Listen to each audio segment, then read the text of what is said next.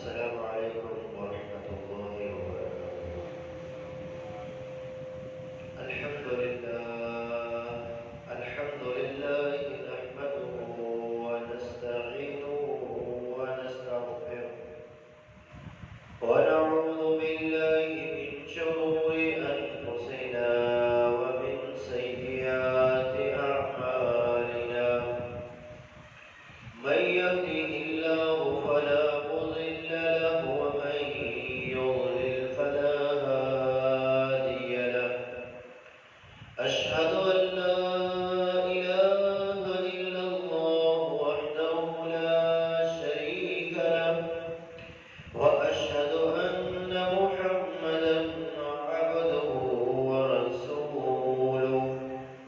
اللهم صل على محمد وعلى آل محمد كما صليت على إبراهيم وعلى آل إبراهيم إنك حميد مجيد. اللهم بارك على محمد وعلى آل محمد كما باركت على إبراهيم وعلى آل إبراهيم إنك حميد مجيد. أما بعد فإن أحسن الكلام كلام الله وخير الهدي هدي رسول الله صلى الله عليه وسلم وشر الأمور محدثاتها وكل محدثة بدعة وكل بدعة ضلالة وكل ضلالة في النار. قال الله تبارك وتعالى في القرآن المجيد والفرقان الحميد: أعوذ بالله من الشيطان الرجيم. وضرب الله مثلا قرية كانت آمنة مطمئنة يأتيها رزقها رغدا من كل مكان فكفرت بأنعم الله فأذاقها الله لباس الجوع والخوف بما كانوا يصنعون. محبت امن ہے اور امن کا نشان پاکستان. محبت امن ہے اور امن کا نشان پاکستان.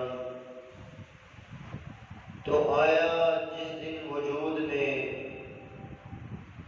اترا اس رات قرآن پاکستان پاکستان. تمام قسم کی تعریفات کبریائی و بڑھائی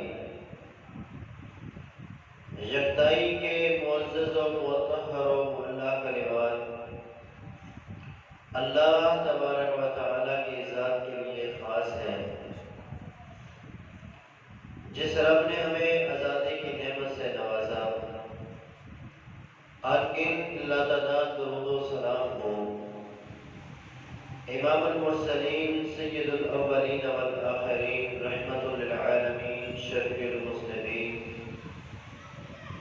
جناب محمد رسول اللہ صلی اللہ علیہ وسلم کی ذات اقدس پر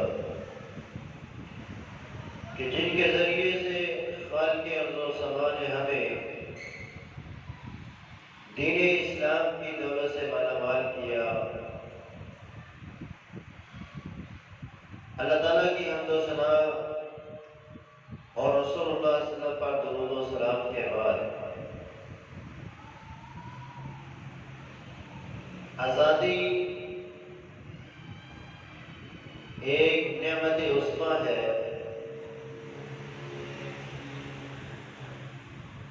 کتنی بڑی یہ رب کی نعمت ہے کہ جب انسان اس نعمت سے محروم ہوتا ہے تو پھر اسے اس کا احساس ہوتا ہے کہ یہ کتنی بڑی رب کی نعمت مجھ پر تھی۔ جس قوم سے، جن لوگوں سے آزادی کی نعمت کو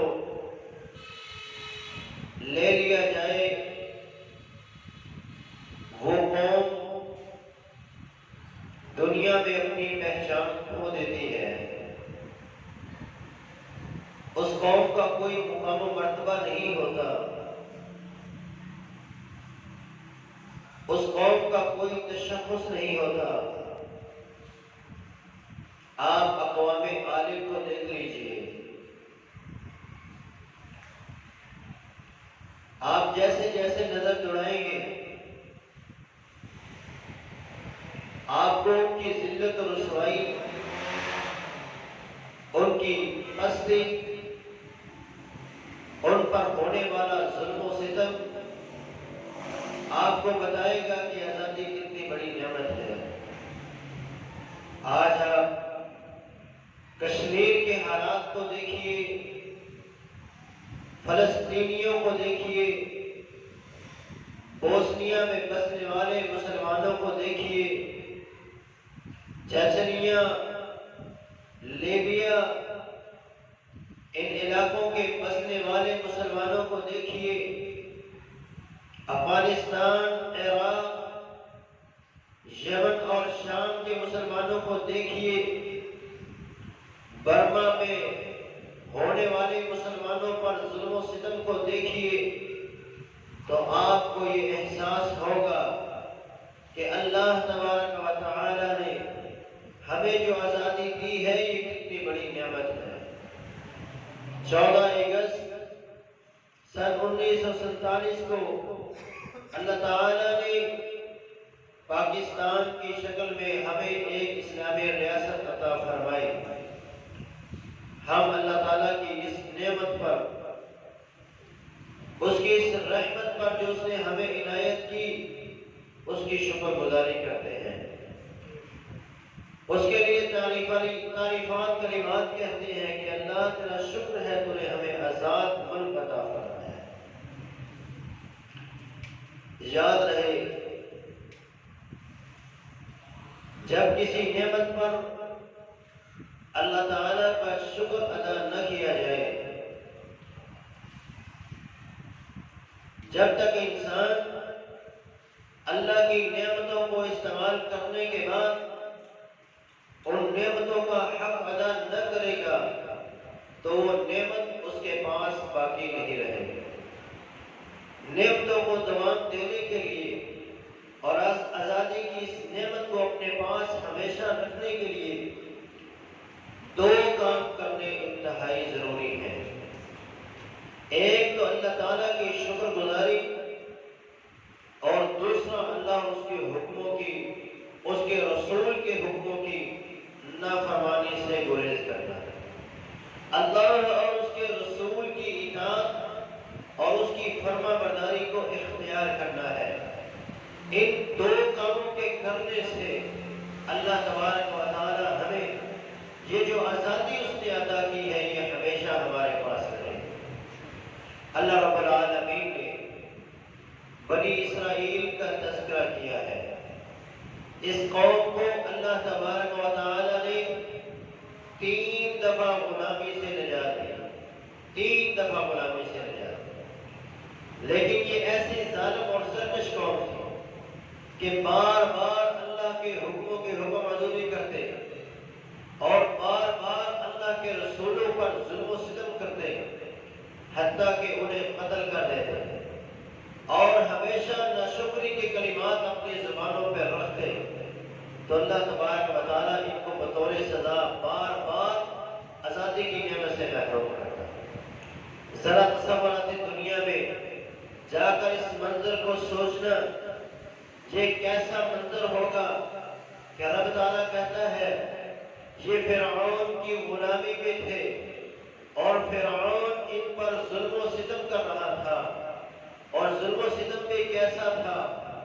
وَإِذْ نَجَّيْنَاكُمْ مِنْ آلِ فِرْعَوْنَ یسومونکم سوء العذاب، اے اولاد یعقوب میری اس نعمت کو یاد کرو کہ جب تم لوگ فرعون کے غلام تھے تو ہم نے تمہیں فرعون کی غلامی سے نجات دے دی۔ یسومونکم سوء العذاب، وہ تمہیں بڑے سخت عذاب، بڑی سخت سزاؤں سے دوچار کیا کرتا تھا۔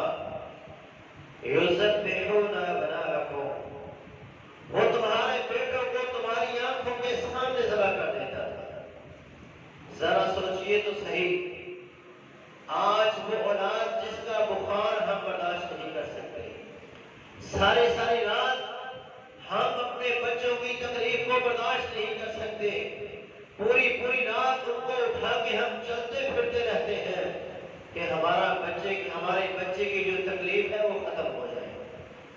لیکن اس وقت کو بھی سوچیے کہ جب ایک ماں کے سامنے، جس ماں نے 9 ماہ اس کو اپنے پیٹ میں رکھا ہو، تکلیف در تکلیف کے بعد اس نے اس کو جنا ہو اور مشقتیں اٹھانے کے بعد اس کو دنیا میں لایا ہو، اور وہ باپ اس کی جو اس کے لیے محنت اور مزدوری کرتا رہا، جس کی پوچھ سے نکلنے والا وہ نطفہ جس نے اس کی ماں کے رحم میں ٹھہرا تھا، جس کی وہ نسل تھی، جس کا وہ خاندان اور ونش تھا، وہ جب اس کی آنکھوں کے سامنے ذبح کر دیا جاتا تو اس کے اوپر کیا بیت رہی ہوگی۔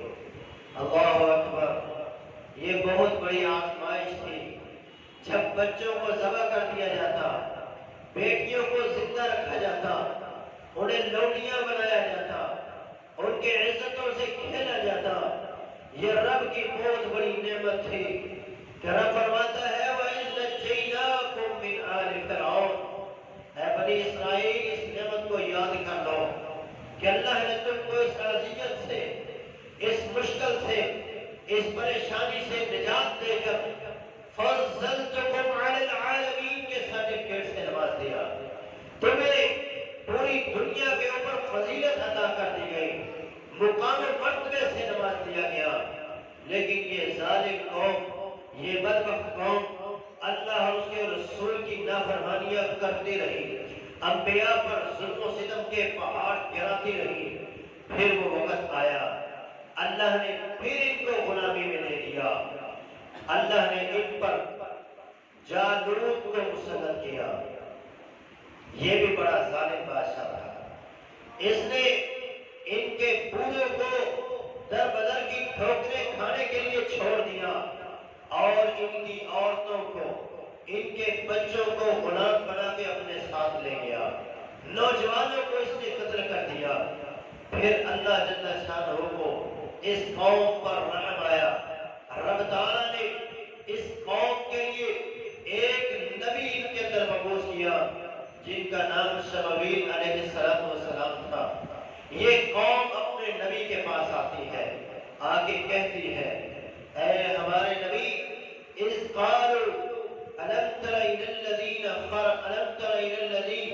أَلَمْ تَرَ إِلَى الْمَلَإِ مِنْ بَنِي إِسْرَائِيلَ مِنْ بَعْدِ مُوسَىٰ، کیا آپ نے بنی اسرائیل کے ان سرداروں کو نہیں دیکھا جو اپنے نبی کے پاس آتے ہیں اور آ کر کہتے ہیں اِذْ قَالُوا لِنَبِيٍّ لَهُ ابْعَثْ لَنَا مَلِكًا نُقَاتِلْ فِي سَبِيلِ اللَّهِ، ہمارے لیے ایک گورنر بنا دیجیے، ہمارا ایک جنرل بنا دیجیے، ہمیں ایک لیڈر دے دیجیے جس کی قیادت کے اندر ہم جالوت سے جا کر لڑیں گے اور اپنے بچوں کو آزاد کروائیں گے۔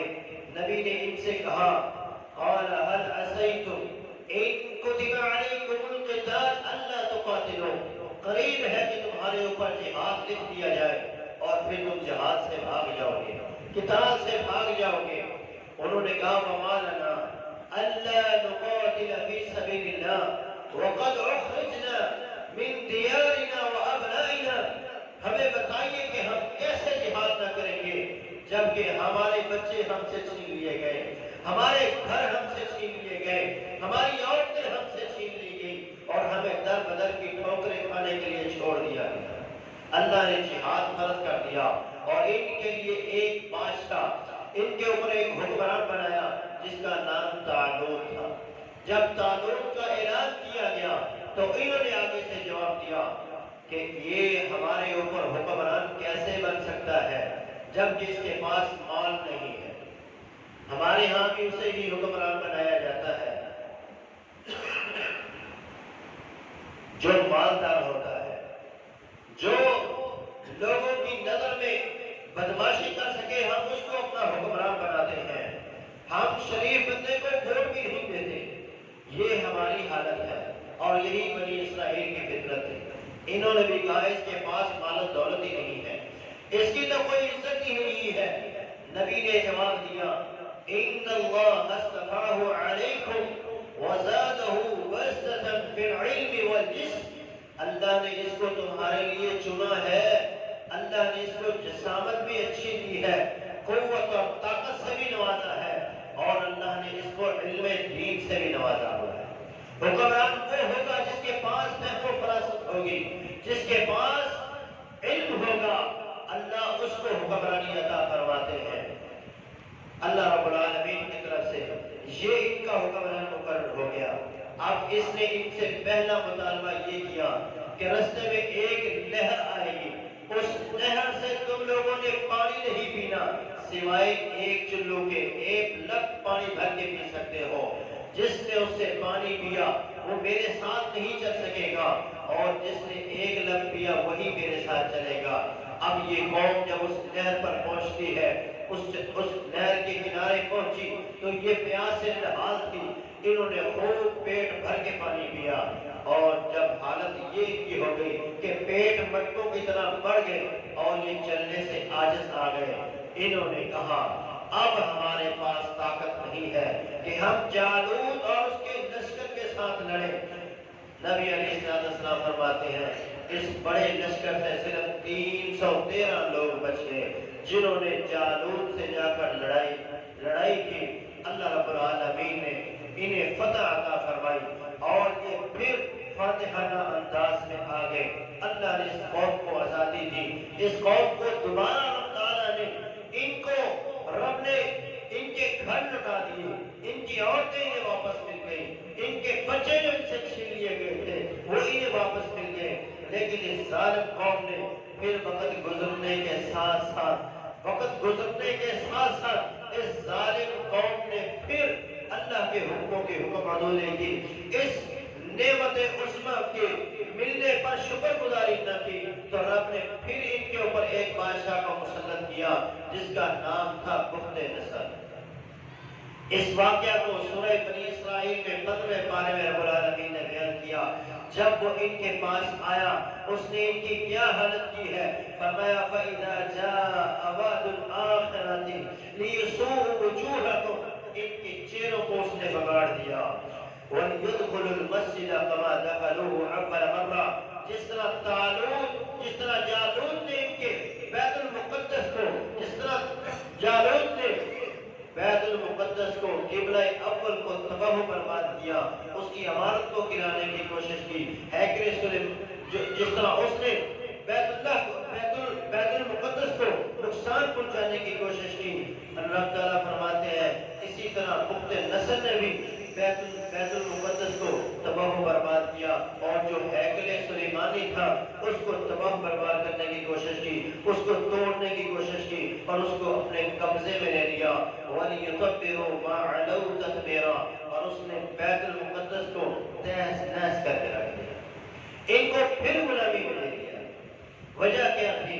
رب تعالیٰ نے فرمایا فَعَصَوْا رَسُولَ رَبِّهِمْ فَأَخَذَهُمْ أَخْذَةً رَابِيَةً، یہ بار بار اپنے رسولوں کی، اپنے نبیوں کی نافرمانی کرتے رہے تو اللہ تعالیٰ نے ان کو اس آزادی کی نعمت سے محروم کر دیا۔ ان کے جرم اتنے بڑے ہیں کہ آج تک یہ پوری دنیا میں ذلیل و خوار ہو رہے ہیں اور کوئی ان کے ملک کو تسلیم کرنے کے اوپر راضی نہیں۔ یہ رب کی طرف سے ان کے لیے ذلت اور رسوائی ہے کہ جب کوئی قوم اللہ کے حکموں کی حکم عملی کرتی ہے، اللہ کی نعمتوں کی شکر گزاری نہیں کرتی، تو رب تعالیٰ ان کے ساتھ ایسا ہی سلوک کرتا ہے۔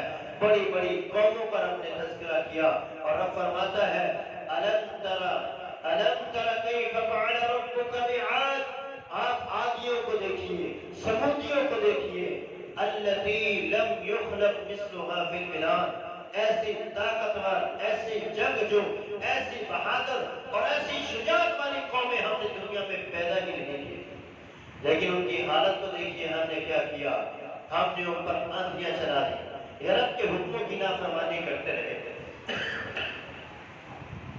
اللہ کے رسولوں کے ساتھ ظلم و ستم کرتے رہے، جو نعمت جو رب نے ان کو عطا کی تھی اس نعمت کی انہوں نے نہ شکری کی، تو رب تعالیٰ نے ان کے ساتھ کیا سلوک کیا، فرمایا فَحَلْ تَرَىٰ لَهُم مِّن بَاقِيَةٍ، آپ زمین پر نظر دوڑا کے دیکھیے کیا ان قوموں میں سے آج کوئی آپ کو باقی نظر آتی ہے؟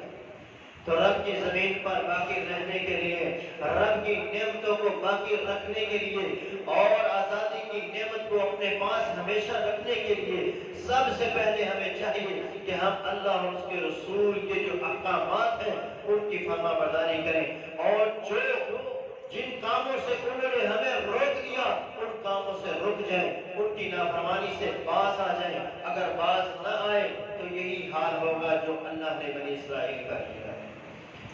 تو میرے بھائیوں، آزادی بہت بڑی نعمت ہے، اس نعمت پر اللہ تعالیٰ کی شکر گزاری کرنی ہے، اور شکر گزاری کیسے؟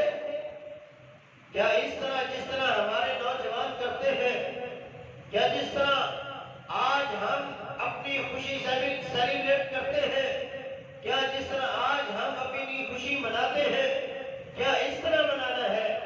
نہیں، شکر گزاری کرنے کا طریقہ بھی رب نے بتایا، رب کے نبیوں نے بتایا، اللہ کے حبیب جناب محمد رسول اللہ نے بتایا، نعمت ملنے پر رب کی شکر گزاری کیسے کرنی ہے۔ میرے اور آپ کے پیر و مرشد جناب محمد رسول اللہ صلی اللہ علیہ وسلم مدینہ تشریف لائے، آپ نے یہودیوں کو دیکھا کہ یہودی اس دن روزہ رکھتے ہیں، آپ نے فرمایا اے یہودیوں بتاؤ یوم عاشورہ کو 10 محرم الحرام کو تم روزہ کیوں رکھتے ہو؟ کہا اللہ نے اس دن بنی اسرائیل کو فرعون کی غلامی سے نجات دی، تو موسیٰ علیہ السلام نے اس دن رب کے لیے شکر گزاری کرنے کے لیے روزہ رکھا۔ یہ نعمت کی شکر گزاری ہے کہ آپ اللہ کے سامنے سب مسجود ہو جائیں۔ ہونا تو یہ چاہیے تھا کہ پوری قوم 14 اگست کو روزہ رکھتی، پوری قوم مسجدوں کا رخ کرتی، اللہ کے سامنے سجدہ ریز ہو جاتی، لیکن ہم نے کیا کیا؟ ہم نے موٹر سائیکلوں کے سلنسر اتار دیے، اور ہم نے توتیاں اور باجے اپنے ہاتھوں میں لے لیے، پٹاخے چلائے، گانے گائے، میوزیکل پارٹیوں کا انعقاد کیا۔ ہمیں اللہ تعالیٰ کی نعمت کی شکر گزاری اس انداز میں نہیں کرنی، ہمیں نبیوں کے طریقے پہ کرنی ہے۔ میرے اور آپ کے پیر و مرشد جناب محمد رسول اللہ صلی اللہ علیہ وسلم نے بھی جشن آزادی منایا، کب؟ جب اللہ نے آپ کو فاتحانہ انداز میں مکہ میں داخل کیا، وہ مکہ کی زمین جس زمین سے میرے اور آپ کے پیر و مرشد کے اوپر ظلم و ستم کیے گئے اور آپ کو وہاں سے نکال دیا گیا، آج میرے اور آپ کے پیر و مرشد فاتحانہ انداز میں مکہ میں داخل ہو رہے ہیں۔ تاریخ والوں نے لکھا، حدیث والوں نے لکھا، میرے اور آپ کے پیر و مرشد کیسے داخل ہو رہے ہیں؟ سواری پہ سوار ہے، اپنی پیشانی کو چھپائے ہوئے ہیں، اور اونٹ کے اوپر سوار، اونٹ کے بنان کے ساتھ، لکڑی کے ساتھ اپنے سر کو لگایا ہوا ہے، اور زبان پہ یہ کلمات ہیں، الحمدللہ الذی انجز وعدہ ونصر عبدہ وحزم الاحزاب وحدہ۔ تمام تعریفیں اس اللہ کے لیے ہیں جس اکیلے اللہ نے ان تمام نسلوں کو شکست دی ہے، ان تمام فوجوں کو شکست دے کر مجھ اپنے بندے کو اس رب نے مدد کی ہے، اور مجھے فاتحانہ انداز میں آج ان کے اوپر رب نے داخل کیا ہے۔ میں اس رب کا شکر گزار ہوں، اس رب کے لیے تعریفات کلمات کہہ رہا ہوں۔ پھر میرے اور آپ کے حبیب بیت اللہ میں داخل ہوتے ہیں، یہ ہے انداز خوشی منانے کا۔ میرے اور آپ کے پیر و مرشد نے کہا این بلال، آج بلال کہاں ہے؟ جس بلال کے اوپر احد احد کہنے کے اوپر پابندیاں تھی، آج اسی بلال کو بلایا جائے جس بلال کو مکے کی گلیوں میں لا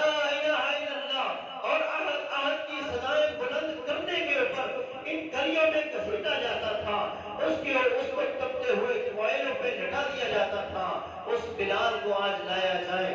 بلال کو بلایا گیا، آپ کو بیت اللہ کی چھت پہ چڑھایا گیا اور کہا اے بلال، جس اللہ کے لیے تمہارے کھاتا تھا آج اسی کے گھر پہ کھڑے ہو کر اسی اللہ کی صداؤں کو بلند کرو۔ یہ ہے خوشی کا انداز کہ آپ اللہ کے گھروں کی طرف لوٹیں، آپ اللہ کے سامنے سرمسجود ہو جائیں۔ مشرکین مکہ نے دیکھا کہ ہمارے خوشی منانے کے انداز اور ہیں، ہمارے جشن منانے کے انداز اور ہیں، اور یہ اصحاب محمد ہے، کوئی وہاں سجدہ ریز ہے، کوئی وہاں سجدہ ریز ہے اور اپنی پیاس بجھا رہا ہے کہ جس گھر سے ہمیں دور کر دیا گیا آج اس گھر کے گھر میں آ کر ہم اپنے خالق و مالک کی عبادت کر سکتے ہیں۔ میرے اور آپ کے پیر و مرشد پھر بیت اللہ میں داخل ہوئے، ہاتھ میں چھڑی لی ہوئی ہے اور اس چھڑی کے ساتھ آپ بتوں کو مارتے ہوئے گراتے جا رہے ہیں اور جاء الحق وضحق الباطل کی صدائیں لگاتے ہوئے جا رہے ہیں اور کہہ رہے ہیں آج رب کی توحید آ گئی، آج شرک اور بت پرستی ختم ہو گئی، رب کے گھر کو شرک سے پاک کر دیا گیا۔ یہ ملک بھی تو اسی لیے دیا گیا تھا جس توحید کے لیے رب کے حبیب نے بیت اللہ کو آزاد کروایا، اسی مقصد کے لیے اس ملک کو بھی بنایا گیا تھا کہ پاکستان کا مطلب کیا؟ لا الہ الا اللہ۔ ہم اس کی فضاؤں میں توحید کا علم بلند کریں گے۔ ہمارے ہاں پوجا کی جائے گی تو صرف ایک رب کی پوجا کی جائے گی، مگر افسوس کہ آج 73-74 سال گزرنے کے بعد، آج 70 سال گزرنے کے بعد ہم وہیں پہ کھڑے ہیں جہاں سے آج سے پہلے تھے۔ اور مودودی نے اس وقت ایک بات کہی تھی، اس نے کہا تھا کہ اگر لوگوں کو پتا چل جائے کہ لا الہ الا اللہ کا کیا معنی مفہوم ہے، یہ جو قائد اعظم کے پیچھے لگے ہوئے ہیں ان میں سے کوئی بندہ بھی ان کے پیچھے نہ جائے، کیونکہ انہیں توحید کا علم ہی نہیں ہے۔ جب انہیں توحید کا علم ہوگا پھر یہ کبھی بھی ایسا ملک حاصل کرنے کے لیے کوشش نہیں کریں گے۔ یہ ملک ہمیں لا الہ الا اللہ کی بنیادوں پہ ملا، اس کی بنیادوں میں لا الہ الا اللہ ہے، تو اس ملک میں لا الہ الا اللہ کا نفاذ ہونا چاہیے تھا، لیکن افسوس کہ ہر کلومیٹر کے بعد ہمیں ایک شرک کا اڈا نظر آتا ہے، ہمیں ہر گلی اور ہر محلے میں شرک کا ایک اڈا نظر آتا ہے۔ آئیے اہل ایمان، لا الہ الا اللہ کا معنی مفہوم سمجھ لیجئے، جس مقصد کے لیے یہ ملک حاصل کیا گیا اس مقصد کو پہچانیے کہ وہ مقصد کیا تھا۔ وہ مقصد تھا اللہ تعالیٰ کی توحید، اللہ تعالیٰ کی توحید کا بول بالا، اللہ تعالیٰ کی عبادت، اللہ تعالیٰ کے علاوہ کسی کی عبادت نہ کی جائے گی۔ یہ ملک بڑی محنتوں اور مشقتوں کے بعد، بڑی اذیتوں کے بعد، بڑی کوششوں کے بعد ہمیں ملا ہے۔ یہ پلیٹ میں رکھ کے قائد اعظم کو نہیں دے دیا گیا، اس کے پیچھے بڑی بڑی قربانیاں ہیں۔ کسی شاعر نے کیا خوب کہا، پاکستان وہ شجر نہیں جس نے پانی سے غذا پائی ہے، پاکستان وہ شجر نہیں جس نے پانی سے غذا پائی ہے، دیا خون آبا نے تو اس میں بہار آئی ہے، دیا خون آبا نے تو اس میں بہار آئی ہے۔ آج چمن میں جتنی بہار آئی ہوئی ہے یہ سب ان کی پود لگائی ہوئی ہے۔ ہمارے اسلاف نے، ہمارے بڑوں نے اس ملک کے لیے جو قربانیاں دی ہیں، یہ ملک تب ہی مارتے وجود میں آیا ہے۔ یہ قربانیوں کا سلسلہ کہاں سے شروع ہوا؟ سب سے پہلی قربانی محمد رسول اللہ صلی اللہ علیہ وسلم نے پیش کی ہے۔ میرے اور آپ کے پیر و مرشد جناب محمد رسول اللہ صلی اللہ علیہ وسلم طائف میں گئے، اہل طائف سے آپ مخاطب ہوئے، کلمہ توحید کی انہیں دعوت دی، لیکن انہوں نے انکار کر دیا۔ انکار ہی نہیں بلکہ انہوں نے ظلم و ستم کے پہاڑ گرا دیے، حتیٰ کہ آپ کے پاس سیدنا جبریل علیہ السلام پہاڑوں کے فرشتے کو لے کر آتے ہیں، کہا اے اللہ کے رسول حکم دیجئے آج رب کا یہ فرشتہ اس بستی کو ان دو پہاڑوں کے درمیان رکھ کر اس طرح پیس دے گا جس طرح آٹا پیس دیا جاتا ہے، انہیں مٹی بنا دیا جائے گا۔ میرے اور آپ کے پیر و مرشد سے سیدنا زید بن حارثہ نے کہا اللہ کے رسول انہوں نے آپ پہ ظلم و ستم کیے ہیں، آپ اپنے ہاتھوں کو اٹھا لیجئے، ان کے لیے بددعا کیجئے۔ میرے اور آپ کے پیر و مرشد نے اپنے ہاتھوں کو اٹھایا، رب کے حضور دعا کی، کہا اللہم اہد قومی فإنہم لا یعلمون، اللہ میری قوم کو ہدایت دے، انہیں میرے مقام و مرتبے کا پتہ نہیں اللہ کے رسول میں نے بدعا کے لیے کہا، آپ ان کے لیے دعائیں کر رہے ہیں، میرے نبی نے اس وقت کیا کہا تھا؟ فرمایا لعل اللہ ان یخرج من اصلابہم من یعبد اللہ وحدہ، کاش مجھے امید ہے، مجھے اس بات کی امید ہے کہ ان قریب اللہ ان لوگوں کی پشتوں سے ایسے لوگ پیدا کرے گا جو ایک اللہ وحدہ لا شریک کی عبادت کریں گے۔ پھر اہل طائف پورے کا پورا قبیلہ بنو ثقیف جس کا نام تھا، وہ رسول اللہ صلی اللہ علیہ وسلم کے پاس آتا ہے، اسلام قبول کرتا ہے، اسلام قبول کرتا ہے۔ اسی قبیلے کے ایک ہی باپ کے 3 بیٹے سب سے پہلے بڑے صغیر پاک و ہند میں آئے، جن کا نام عثمان بن ابی العاص ثقفی رضی اللہ تعالیٰ عنہ ہے، جن کا نام حکم بن ابی العاص ثقفی رضی اللہ تعالیٰ عنہ ہے، جن کا نام مغیرہ بن ابی العاص ثقفی رضی اللہ تعالیٰ عنہ ہے۔ یہ 3 بھائی سب سے پہلے بڑے صغیر پاک و ہند میں آئے اور اسلام کی ترویج انہوں نے یہاں شروع کی، لوگوں کو اسلام کی طرف انہوں نے بلایا۔ تو سب سے پہلی قربانی محمد رسول اللہ صلی اللہ علیہ وسلم نے مسلمانوں کے لیے دی، اس ملک کے لیے دی ہے۔ اگر وہ اسلام قبول نہ کرتے، آپ ان کے لیے بددعا کر دیتے، فرشتہ ان کو تباہ و برباد کر دیتا، اس بستی کو ختم کر دیا جاتا۔ نہ یہ 3 لوگ اسلام قبول کرتے اور نہ یہ 3 لوگ بڑے صغیر پاک و ہند میں آتے، اور نہ ہی یہاں کے لوگ اسلام قبول کرتے، اور نہ یہ اسلام قبول کرتے اور نہ ہی پاکستان بنتا۔ یہ قربانی اللہ کے رسول صلی اللہ علیہ وسلم کی ہے کہ سب سے پہلے میرے اور آپ کے پیر و مرشد نے ان کے لیے دعا کر کے ان کی پشتوں سے 3 پیدا ہونے والے نوجوان بڑے صغیر پاک و ہند میں آ کر میرے اور آپ کے اسلام قبول کرنے کی وجہ بنے۔ اللہ رب العالمین کہ اللہ رب العالمین کے یہ تینوں بندے جہاں لیٹے ہوئے ہیں، اللہ تعالیٰ ان کی قبروں کو اپنے نور سے منور فرمائے۔ ان کے بعد مسلمانوں کی تعداد بڑھتی گئی۔ پھر سن 712 عیسوی میں ہندوستان سے ایک لڑکی اپنے اوپر ہونے والے ظلم و ستم کی داستان لکھ کر حجاج بن یوسف کی طرف روانہ کرتی ہے۔ پھر حجاج بن یوسف ایک بہن کی پکار کے اوپر محمد بن قاسم کو، جو 27 سالہ اس کا نوجوان بھتیجا تھا، اس کو روانہ کرتا ہے۔ یہ اللہ کا شیر خالد بن ولید کا روحانی فرزند سمندروں کی لہروں کو چیرتا ہوا ٹیبل کراچی پر پہنچتا ہے اور کراچی سے فتوحات کو شروع کرتا ہے، اور پھر یہ ملتان تک پہنچتا ہے، اسلام کا علم بلند کرتا ہے۔ 300 سال تک اسی طرح رہا۔ پھر سن 1000 عیسوی میں سید محمود غزنوی رحمت اللہ علیہ نے غزنہ سے حملہ شروع کیا اور پھر ہندوستان پر تابڑتوڑ حملے کرتا رہا۔ 17 حملوں کے بعد سومناتھ کے مندروں کو توڑ دیتا ہے اور مسلمانوں کی حکومت کو قائم کر دیتا ہے۔ 1000 سال تک مسلمان بڑے صغیر پاک و ہند پر رہے، حکمرانی کرتے رہے۔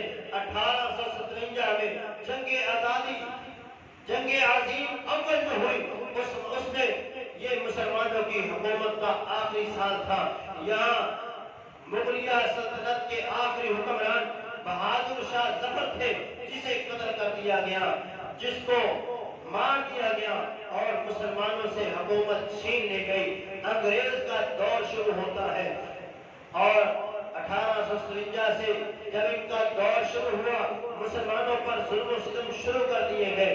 سن 1909 میں مسلمانوں پر جب ظلم و ستم کے پہاڑ گرائے گئے اور جنگ عظیم دوم ہوئی، اس کے بعد مسلمانوں کے اوپر تو ایسے عظیم، ایسے بڑے بڑے ظلم کیے گئے کہ آنکھیں ان کو دیکھتی ہیں، تاریخ میں آج بھی ان کو پڑھتی ہیں تو آنکھیں اشکبار ہو جاتی ہیں۔ 2 لاکھ مسلمانوں کو ڈھاکہ میں چوک میں کھڑے کر کے پھانسی دے دی گئی ہے، اور مسلمانوں کو پٹنہ میں مسلمانوں کی بستیوں کو جلا دیا گیا۔ پھر کیسے کیسے ظلم ہوئے، کالے پانی کی سزائیں مسلمانوں کو سنائی گئی، بڑے بڑے ظلم و ستم مسلمانوں پہ کیے گئے۔ اللہ رب العالمین نے پھر اہل اسلام پر، بڑے صغیر پاک و ہند کے مسلمانوں پر اپنے رحمت کی، اور مسلمانوں نے بڑی جدوجہد اور کوشش کے بعد 35 علماء کرام نے مل کر انہوں نے ایک جلسے کا انعقاد کیا. اس پہلے جلسے میں مسلمانوں کی شامل ہونے والی تعداد 1.5 لاکھ تھی. برطانیہ کی حکومت نے جب یہ مسلمانوں کی 1.5 لاکھ تعداد کو دیکھا تو وہ حیران اور شگفتہ رہ گئے کہ جس قوم کو ہم نے ظلم و ستم کر کے دبا دیا تھا، جس قوم کو آج تک ہم نے اٹھنے نہیں دیا، یہ قوم آج دوبارہ پھر جاگ اٹھی ہے. اور پھر پاکستان، پھر ہندوستان کی فضاؤں میں ہر طرف یہی صدائیں تھیں کہ ہمیں ایک اسلامی ریاست چاہیے اور ہم مسلمان اس ریاست کے اندر اپنے رب خالق و مالک کی جس طرح چاہے عبادت کریں. تو پھر یہ کوششیں بڑھتی نہیں، محنتیں ہوتی نہیں، اور اللہ تبارک و تعالیٰ نے مسلمانوں کو ایک عظیم کامیابی عطا فرمائی. تحریک آزادی کو مضبوط کیا گیا اور ہر ایک سے مل کر مسلمانوں کی جماعت مسلم لیگ کو مضبوط کرنے کی کوشش کی گئی. سن 1909 میں مولانا سلام اللہ احمد تسری رحمۃ اللہ علیہ نے آل انڈیا مسلم لیگ کانفرنس بلائی اور اس کی صدارت قائد اعظم محمد علی جناح کو دے دی. پھر قائد اعظم محمد علی جناح نے اس ملک کو حاصل کرنے کے لیے دن رات ایک کر دیا. ان کی ایک تقریر کا اقتباس یہ ہے جس میں وہ یہ بات کہہ رہے تھے: اے مسلمانوں، میں نے بہت کچھ دیکھ لیا. میں نے شہرت دیکھی، میں نے دولت دیکھی، میں نے عزت دیکھی، میں نے آرام و سکون اور راحت دیکھی ہے. اب آرام و راحت کے بعد مسلمانوں کو آزاد اور سر بلند دیکھنا چاہتا ہوں. میں چاہتا ہوں کہ جب میں مروں تو یہ اطمینان لے کر مروں کہ میرا اللہ اور میرا زمین یہ گواہی دے کہ اے جناب، تو نے مسلمانوں سے اور اسلام سے غداری نہیں کی. یہ ان کی ایک تقریر کا اقتباس ہے. محترمہ فاطمہ جناح رحمت اللہ علیہ فرماتی ہیں، اپنی سوانح عمری میں لکھتی ہیں کہ قائد اعظم محمد علی جناح کو بلوچستان میں ایک مقام پر آنا تھا اور بلوچستان کے لوگوں سے اس جلسے میں آپ کو خطاب کرنا تھا. آپ کی طبیعت بڑی خراب تھی. میں نے بار بار آپ کو روکا، ٹرین کے ٹکٹ کینسل کروانے کے لیے کہتی رہی، لیکن آپ نے کہا نہیں. میں نے اپنے بلوچستان کے مسلمان بھائیوں کو کانگریس کے ہاتھوں میں ان کو ہلاک ہوتے نہیں دیکھ سکتا. فرماتی ہے پھر ٹرین میں آپ کی کئی بار طبیعت خراب ہوئی. میں نے بار بار آپ سے کہا کہ آپ واپس چلیں، چھوڑ دیں اس کانفرنس کو. فرمایا نہیں، میرا اس جلسے میں شریک ہونا انتہائی ضروری ہے. پھر آپ اس جلسے میں پہنچے. اس وقت آپ بلوچستان میں آئے اور آپ کی آواز پر اس وقت مسلمانوں کے جو وہاں کے لوگ تھے انہوں نے لبیک کہا. ان میں سر فہرست آپ کے ایک دوست تھے سر فیروز خان نون. یہ مسلم لیگ میں داخل ہوئے، حالانکہ یہ اس وقت کانگریس جو جماعت تھی انڈیا کی اس کی بنیاد رکھنے والے یہ لوگ تھے. یہ مسلم لیگ میں آئے اور پھر انہوں نے جدوجہد کی اور اس کی بیوی نے اللہ اس کی قبر کو اپنے نور سے منور فرمائے کہ جس نے پاکستان اور اہل پاکستان کو وہ تحفہ دیا کہ جس کا پاکستان اور اہل پاکستان آج تک مقروض ہے اور کبھی اس کا قرض ادا نہیں کر سکتے. صرف دعائیں کر سکتے ہیں کہ جہاں وہ اللہ کی یہ بندی لیٹی ہے اللہ اس کی قبر کو اپنے نور سے منور فرمائے، اپنی رحمت کا اسے مستحق بنائے. پاکستان کی بندرگاہ جو ہے، پاکستان کا جو پورٹ کا ایریا ہے، پاکستان کا سی پیک کا جو علاقہ ہے، یہ سارا اس نے اپنے پیسوں سے خرید کر میرے اور آپ کے ملک کو پا دیا. تو یہ اللہ کی بندی جہاں بیٹھی ہے، اللہ اس کی مغفرت فرمائے اور اس کے درجات کو بلند فرمائے. باقی سن 1912 سے لے کر 1946 تک مسلمانوں کے عروج و زوال کی یہ داستان ہے جو مختصر انداز میں آپ کے سامنے ہے. 1946 میں حکومت برطانیہ نے مسلم لیگ کو 30 سیٹیں دی، 30 کینڈیڈیٹ کھڑا کرنے کی اجازت دی اور ان 30 سیٹوں پر مسلم لیگ نے کامیابی حاصل کی. 3 کی 30 سیٹیں فاتح رہے، جیت گئے، اور حکومت برطانیہ ریاست بنانے کے اوپر ہندوستان کو 2 حصوں میں تقسیم کرنے پہ راضی ہو گئے۔ انہوں نے کہا مسلمان واقعہ ہی ایک قوم ہے۔ اس وقت مسلمانوں نے ایک ہو کر اپنی مسلم لیگ جماعت کو مضبوط کیا اور اسے کامیابی دلا کر ایک الگ ریاست حاصل کرنے میں کامیاب ہو گئے۔ آخرکار 1947 14 اگست کو پاکستان بارد وجود میں آیا اور دنیا کے نقشے پر ایک پہچان بن کر ابھرا، اسلامی پہچان بن کے ابھرا۔ کسی شاعر نے کیا خوب ہی کہا ہے، ہزاروں سال نرگس اپنی بے نوری پہ روتی ہے، بڑی مشکل سے ہوتا ہے چمن میں دلاور پیدا۔ میرے ملک کو بار بار اذیتیں دینے کی کوشش کی گئی، بار بار توڑنے کی کوشش کی گئی، بار بار مٹانے کی سے کوشش کی گئی، لیکن اللہ کی توفیق سے اور اس کی رحمت سے یہ ملک قائم دائم ہے، کیونکہ یہ رب کی توحید کے لیے لیا گیا تھا، رب کے نام پہ اس ملک کو حاصل کیا گیا تھا۔ ابھی چند سال ہی گزرے تھے ملک پاکستان کے وجود میں آنے کے بعد 6 ستمبر 1947 6 ستمبر 1965 کو پاکستان پہ ایک ایسا حملہ کیا گیا جو تاریخ کے اندر اتنا بڑا حملہ آج تک کسی ملک کے اوپر نہیں کیا گیا تھا۔ 600 ٹینک کے ساتھ مسلمان اسلامی ملک پر انڈیا حملہ کرتا ہے اور اس کو منہ توڑ جواب دے دیا جاتا ہے۔ اللہ نے مسلمانوں کو ہمت دی اور پاکستان کے فوجیوں اور اہل پاکستان کی زبانوں پہ کیا کلمات تھے، جب تک ایک بھی گولی اور ایک بھی فوجی ہے سرحدوں کی حفاظت کرتے رہیں گے۔ تو یہ میرے مسلمان بھائی تھے جنہوں نے اس وقت قربانیاں پیش کی۔ اہل پاکستان اور افواج پاکستان نے اپنی قربانیوں کے ساتھ اس ملک کی حفاظت کی۔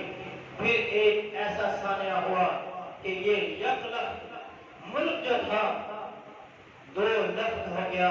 اس ملک کو 2 ٹکڑوں میں تقسیم کر دیا گیا اور جو مشرقی پاکستان تھا وہ بنگلہ دیش بن گیا اور پاکستان کو 2 ٹکڑوں میں کر دیا گیا۔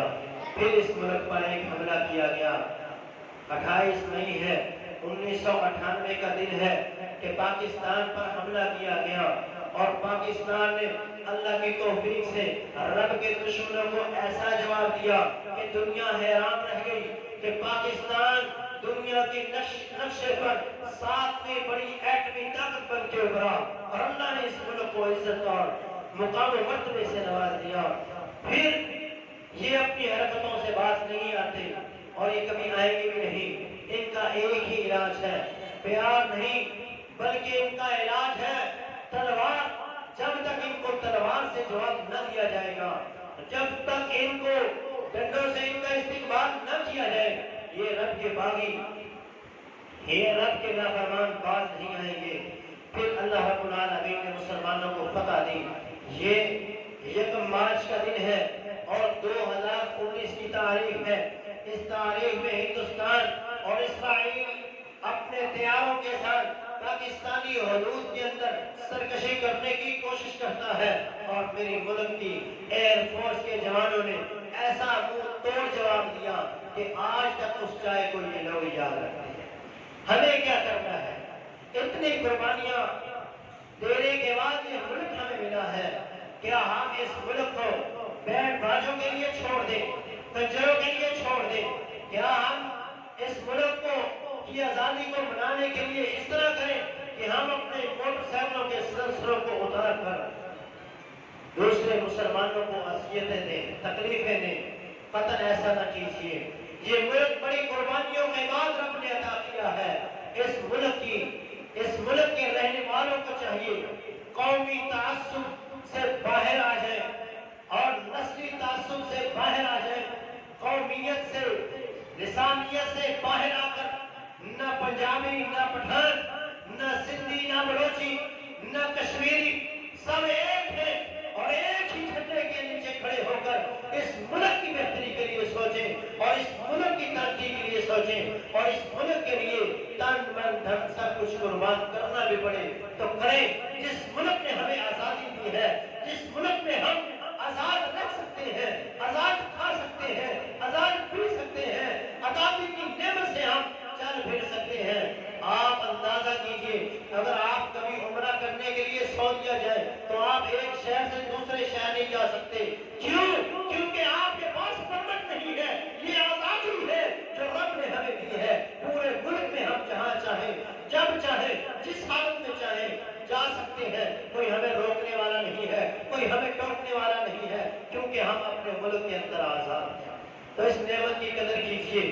کل 14 اگست ہے. ایک عزم کیجئے کہ ہم اپنے ملک کی بہتری کے لیے ہمیشہ کوشش کرتے رہیں گے. اس ملک کے لیے اگر جان بھی دینا پڑی تو ہم دینے کے لیے تیار ہیں. اللہ رب العالمین ہمارا حامی و ناصر ہو. اللہ رب العالمین ہمارے ملک کی حفاظت فرمائے، اندرونی برونی دشمنوں سے اس ملک کو پاک فرمائے، اور ہر دشمن سے اس ملک کو اللہ پاک اور محفوظ فرمائے. اقول قولی ھذا استغفر اللہ لی ولکم وللسائرین.